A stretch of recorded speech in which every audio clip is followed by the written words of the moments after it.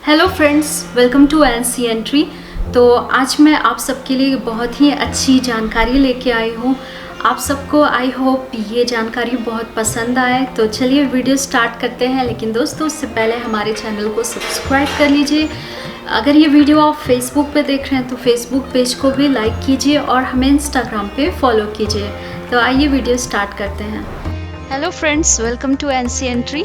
तो आज हम लोग बात करेंगे माता के 9 रूपों के बारे में और उनको 9 दिन क्या क्या प्रसाद चढ़ाना चाहिए और माता का जो 9 दिन का जो उपवास होता है उससे कैसे करना चाहिए, किस ढंग से करना चाहिए, उस दिन क्या वस्त्र पहनना चाहिए, क्या भोग चढ़ाना चाहिए, ये सब मैं बताऊंगी और मंत्र भी बताऊंगी आपको।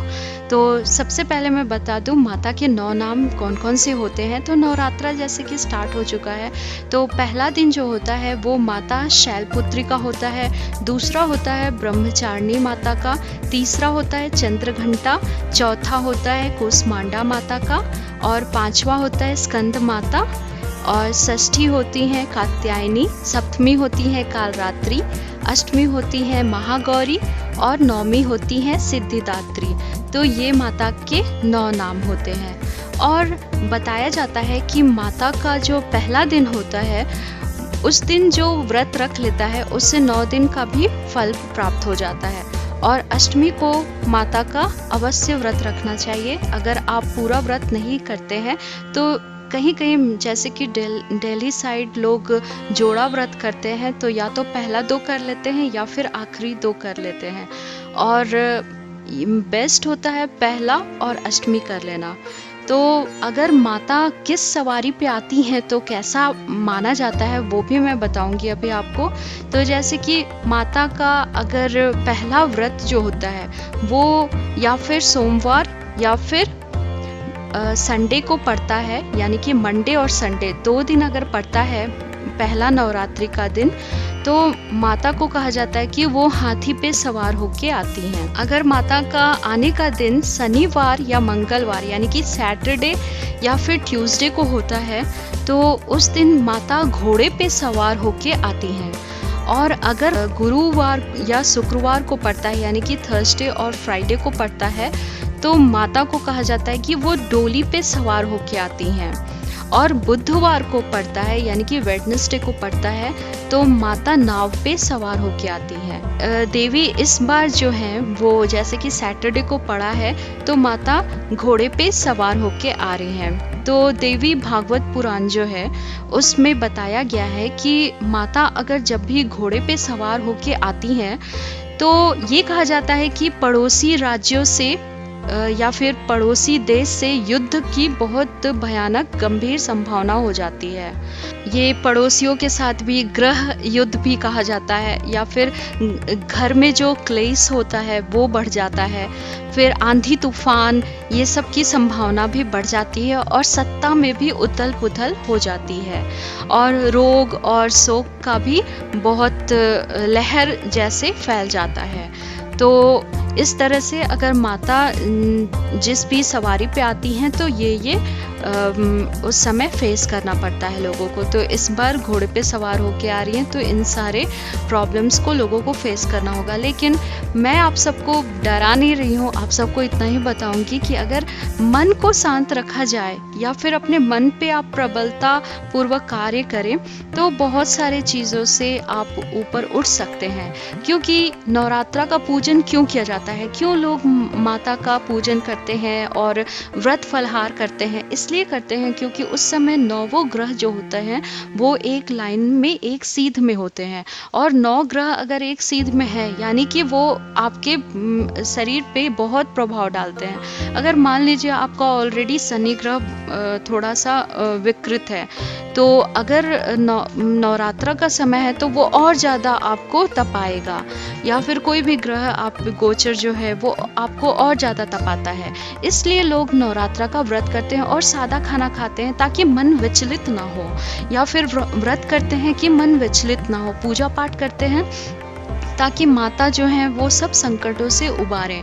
इसलिए अगर लोग क्यों व्रत के समय फलाहारी करना पसंद करते हैं? फलाहार करने से क्या होता है कि आपका मन जो है, जैसा आप खाइएगा वैसा आपका मन होगा। तो अगर आप शुद्ध सात्विक भोजन खा रहे हैं तो आपका मन उस समय प्रसन्न होगा। चाहे कैसी भी परिस्थिति हो, आपका मन उस समय प्रसन्न रहेगा। तो इसलिए नवरात्रा में लोग माता को पूजते हैं, और माता ऐसी होती हैं कि उन्हें अगर पूजा जाए तो वो आपको हर एक विघ्न से उबार देंगी। तो अब हम लोग बात करते हैं माता के नवों रूपों के बारे में, उनके प्रसाद के बारे में, और कौन सा वस्त्र उस दिन हमें पहनना चाहिए, और साथ ही साथ हमें कौन सा माता का जो मंत्र होता है वो पढ़ना चाहिए। वैसे मैं नेक्स्ट वीडियो में आपको इंडिविजुअल डिफरेंट मंत्र भी बताऊंगी। अभी फ़िलहाल जो मंत्र बताऊंगी वो बिल्कुल सिंपल सा रहेगा। तो माता शैलपुत्री का बताऊं तो प्रथम नवरात्रि में माता दुर्गा के शैलपुत्री के रूप में पूजा किया जाता है। पर्वतराज हिमालय की पुत्री शैलपुत्री की पूजा करने से मूलाधार चक्र जागृत हो जाता है और साधकों को सभी प्रकार की सिद्धियां स्वयं ही प्राप्त हो जाती हैं। माँ का वाहन वृषभ है तथा इन्हें गाय का घी अथवा इससे बने हुए पदार्थ का भोग लगाना चाहिए। तो प्रथम दिन आपको माता को घी का, या फिर डायरेक्ट आप घी चढ़ा दीजिए, या फिर घी से बना हुआ कोई प्रसाद दे दीजिए, तो माता उसी में प्रसन्न हो जाती हैं। और कौन सा आपको वस्त्र पहनना है, तो पीला वस्त्र माता शैलपुत्री को बहुत प्रिय है, तो आप पीला वस्त्र पहने। और माता का जो मंत्र होता है वो है ओम ऐं ह्रीं क्लीं चामुंडाय विचे ओम शैलपुत्री देव्य नमः। तो ये माता का प्रथम मंत्र है और इस प्रकार से आप पूजा कर सकते हैं। माता का जो सेकंड दिन पूजा होता है वो होता है माता ब्रह्मचारिणी का। दूसरे नवरात्र में माँ ब्रह्मचारिणी एवं तपस्विनी भी उन्हें कहा जाता है, तपचारिणी भी कहा जाता है। तो माता ब्रह्मचारिणी एवं तपचारिणी रूप को पूजा जाता है। जो साधक को माँ के इस रूप की पूजा करते हैं उन्हें तप, त्याग, वैराग्य, संयम और सदाचार की प्राप्ति होती है, और जीवन में वे जिस बात का संकल्प कर लेते हैं उसे वो पूरा करके ही रहते हैं। माँ को शक्कर का भोग प्रिय है, तो माता को इस दिन शक्कर का भोग चढ़ाइए। और हरा वस्त्र पहनना उस दिन बहुत शुभ होता है, तो अगर आप चाहें तो हरा वस्त्र पहन सकते हैं। और माता का जो मंत्र है वो है ओम ऐं ह्रीं क्लीं चामुंडाय विचे ओम ब्रह्मचारिणी देव्य नमः। तो ये मंत्र का आप उच्चारण कर सकते हैं, या तो 11 बार पढ़िए या फिर 108 माला का आप जाप कर सकते हैं। तीसरी माता का मैं अभी बताने जा रही हूँ, माँ चंद्रघंटा। माँ के इस रूप में मस्तक पर घंटे का आकार का आधा चंद्र बना होता है, कारण इनका नाम चंद्रघंटा पड़ा है। तथा तीसरे नवरात्र में माँ के इस रूप की पूजा की जाती है, तथा माँ की कृपा से साधक को संसार के सभी कष्टों से छुटकारा मिल जाता है। और शेर पे सवार करने वाली माता को दूध का भोग जो है वो बहुत प्रिय है, तो इस दिन माता को दूध का भोग चढ़ाना चाहिए। और कौन सा वस्त्र पहनना चाहिए, वो है भूरा वस्त्र, यानी कि आपके पास अगर भूरा वस्त्र है तो आप जरूर पहने, क्योंकि माता को ये कलर बहुत ज़्यादा पसंद है। अब बात करेंगे माता कूष्मांडा की। तो अपने उदर से ब्रह्मांड को उत्पन्न करने वाली माँ कूष्मांडा की पूजा चौथे नवरात्र के में किया जाता है, और इसका वही विधान है। इनकी आराधना करने वाले भक्तों को सभी प्रकार के रोग एवं कष्ट मिट जाते हैं, तथा साधक को माँ की भक्ति के साथ आयु, यश और बल की प्राप्ति भी सहज ही मिल जाती है। माँ को भोग में मालपुआ अति प्रिय है, तो आप अगर कूष्मांडा माता को प्रसन्न करना चाहते हैं तो मालपुए का भोग अवश्य लगाएं। और माता को कौन सा वस्त्र पसंद है, किस कलर का, तो वो है नारंगी। तो इस दिन अगर आप चाहें तो नारंगी वस्त्र पहन सकते हैं। और माता कूष्मांडा जो है उनका मंत्र जो है वो इस प्रकार है, ओम ऐं ह्रीं क्लीं चामुंडाय विचे ओम कूष्मांडा देव्य नमः। तो इस प्रकार का मंत्र आप जाप कर सकते हैं। का पंचम दिन आता है तो उस दिन माता के स्कंद माता रूप को हम लोग भजते हैं। तो पंचम नवरात्र में आदि शक्ति माँ दुर्गा की स्कंद माता के रूप में पूजा होती है। कुमार कार्तिकेय की माता होने के कारण इनका नाम स्कंद माता पड़ा है और इनकी पूजा करने वाले साधक संसार के सभी सुखों को भोगते हुए अंत में मोक्ष पद को प्राप्त करते हैं। उनके जीवन में किसी भी प्रकार की वस्तु का कोई भी अभाव नहीं होता है। इन्हें पद्मासन देवी भी कहा जाता है। माँ का वाहन सिंह है और इन्हें केले का भोग अति प्रिय है। तो पंचम दिन आप माता को केले का भोग अवश्य लगाएं, क्योंकि माता जो स्कंद माता होती है उन्हें केला बहुत पसंद है। और उस दिन आप सफ़ेद कपड़ा पहने, क्योंकि माता स्कंद माता को स्कंद माता जो है उन्हें सफ़ेद वस्त्र पसंद है, तो आप सफ़ेद वस्त्र पहन सकते हैं। और माता का जो मंत्र है वो इस प्रकार है, ओम ऐं ह्रीं क्लीं चामुंडाय विचे, ओम स्कंद माता देव्य नमः। तो इस प्रकार का मंत्र आप उच्चारण कर सकते हैं। अब माता का जो षष्ठी रूप होता है वो माता कात्यायनी का होता है। महर्षि कात्यायन की तपस्या से प्रसन्न होकर आदि शक्ति माँ दुर्गा ने उनके घर में पुत्री के रूप में जन्म लिया था और उनका कात्यायनी नाम पड़ा। छठे नवरात्र में माँ की इसी रूप की पूजा की जाती है। माँ की कृपा से साधक को धर्म, अर्थ, काम, मोक्ष आदि चारों फलों की जहाँ प्राप्ति होती है वहीं वो अलौकिक तेज से अलंकृत हो जाते हैं और हर प्रकार के भय, शोक एवं संताप से मुक्त हो जाते हैं, खुशहाल जीवन व्यतीत करते हैं। और माँ को शहद का भोग अति प्रिय है। तो माता कात्यायनी यानी कि छठे दिन आप माता को शहद का भोग अवश्य लगाएं, माता आपसे प्रसन्न होंगी। तो इस दिन कौन सा कपड़ा, किस कलर का आपको कपड़ा पहनना होता है वो है लाल। अगर आप माता कात्यायनी की पूजा कर रहे हैं तो लाल वस्त्र पहन के करें। और माता कात्यायनी का जो मंत्र है वो है ओम ऐं ह्रीं क्लीं चामुंडाय विचे, ओम कात्यायनी देव्य नमः। तो इस प्रकार का मंत्र आप जाप कर सकते हैं। वो आप पे डिपेंड करता है, आप 11 बार जाप करना चाहते हैं, एक माला जाप करना चाहते हैं या फिर 11 माला जाप करना चाहते हैं, वो पूरा आप पे निर्भर करता है। अब माता का सप्तमी रूप जो होता है, जिस दिन माता का मुख दर्शन हो जाता है लोगों को, तो उस दिन होता है काल रात्रि का। तो सभी राक्षसों के लिए काल रूप बनकर आई माँ दुर्गा के इस रूप की पूजा 7वें नवरात्र में की जाती है। माँ के स्मरण मात्र से ही सभी प्रकार के भूत, पिशाच एवं भय समाप्त हो जाते हैं। माँ की कृपा से भानु चक्र जागृत होता है। माँ को गुड़ का भोग अति प्रिय है, तो माता काल रात्रि को गुड़ का भोग अवश्य लगाएं, क्योंकि माता को वो बहुत पसंद है। और जैसा कि नवरात्रा आता है तो सप्तमी को हलवे का भोग भी अवश्य लगाना चाहिए। माता को जब आप शाम में आरती करें तो हलवे का भोग अवश्य लगाएं, वो भी घी में बना हुआ हलवा, उन्हें बहुत पसंद है। और उस दिन हमें कौन सा वस्त्र पहनना चाहिए वो है नीला। और माता का जो मंत्र है वो इस प्रकार है, ओम ऐं ह्रीं क्लीं चामुंडाय विचे, ओम काल रात्रि देव्य नमः। तो इस प्रकार का मंत्र आप माता को प्रसन्न करने के लिए उच्चारण कर सकते हैं। अब अगला दिन जो है वो है महागौरी का। तो अष्टमी के दिन बहुत लोग व्रत धारण करते हैं और माता जो महागौरी का रूप है उनकी पूजा करते हैं। और माता महागौरी जो हैं उन्हें प्रसन्न करने के लिए आप संध्या काल में उन्हें खीर का भोग अवश्य लगाएं। माता को चावल का खीर बहुत पसंद है, तो अगर आप हो सके आपसे तो आप उन्हें चावल का भोग संध्या काल में लगाएं। और आदि शक्ति माँ दुर्गा के महागौरी रूप की पूजा 8वें नवरात्र में की जाती है।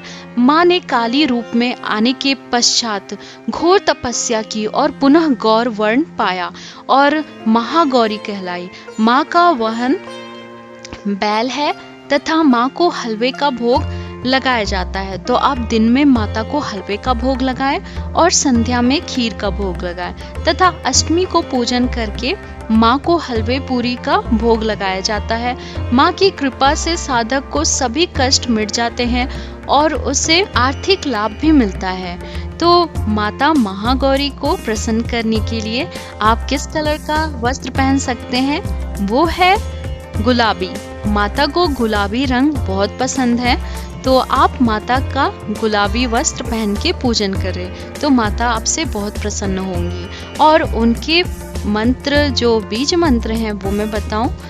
ओम ऐं ह्रीं क्लीं चामुंडाय विचे, ओम महागौरी देवे नमः। आपको महागौरी का इस प्रकार वंदना करना है। अब माता का जो 9वां दिन होता है, जिस दिन, और एक बात और बता दो दोस्तों, माँ महागौरी को आप अष्टमी के दिन गोद भराई भी करना बहुत ज़रूरी होता है, क्योंकि माता जो है वो उसके बाद विदा लेती हैं। नवमी को वो सिद्धिदात्री बन के विदा लेती हैं। तो अष्टमी के दिन क्या होता है कि लोग मंदिर में जाते हैं। जनरली जो भी सुहाग का सामान होता है, जैसे कि बिंदी, सिंदूर, फिर एक नारियल ले लीजिए, थोड़ा सा पीला चावल लीजिए। मैंने एक बार आपको त्रिनेत्रा देवी माता का दर्शन कराया था, तो उस वीडियो में मैंने बहुत अच्छे से बताया था, जो वेदिक्स पे आपको मिल जाएगा। वो इस चैनल पे नहीं है, एनसीएंट्री पे नहीं है, वो आपको वेदिक्स पे मिलेगा। त्रिनेत्रा देवी से आप सर्च कर सकते हैं, या फिर मैं लिंक डिस्क्रिप्शन में दे दूंगी, आप देख लीजिएगा।